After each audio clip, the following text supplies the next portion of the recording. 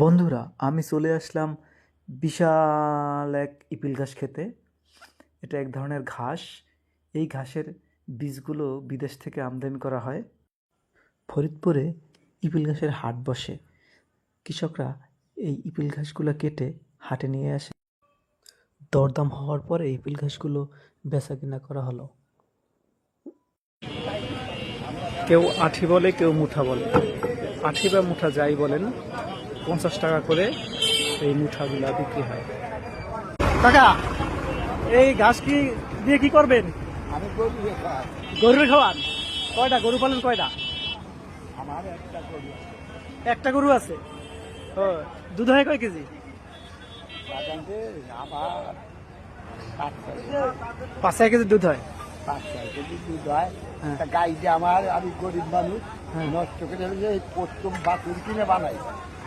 হ্যাঁ বাছুরের ওর মা 14-15 কেজি দিতে, একটা বাল নষ্ট হয়ে গেছে। হ্যাঁ। তারপরে বিয়ের সময় খুব সমস্যা হয়েছিল, তারপরে সেলি পাতের দুধ। ও আচ্ছা আচ্ছা। আমি একটা প্রচুর লস খাইছি।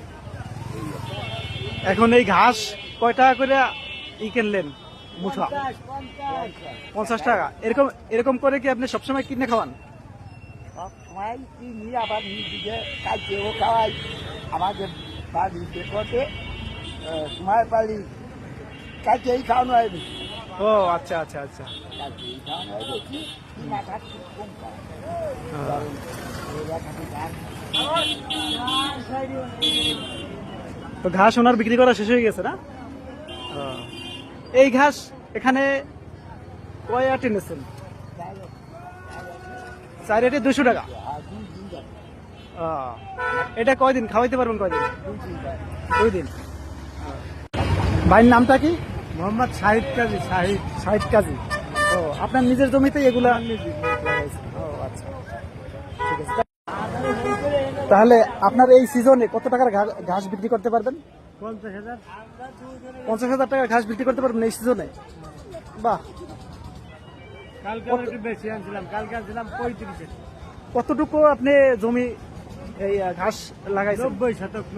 90% জমি লাগাইছেন। আমার আবার গরু আছে বাড়ি, আগে খাওয়াই। 90%তে এইটার বীজ ফেলাইছেন এই ঘাসের? চারা লাগাইছে, চারা। এটা কি চারা লাগাইতে হয়? চারা লাগাইছে। এটা বীজ ফেলাইতে হয় না? একটা ওইটা একবারই কাটা যায়, আর এটা 5-7 বছর 10 বছর খায়। ঘাস সব বিক্রি করে শেষ হয়ে গেছে? ও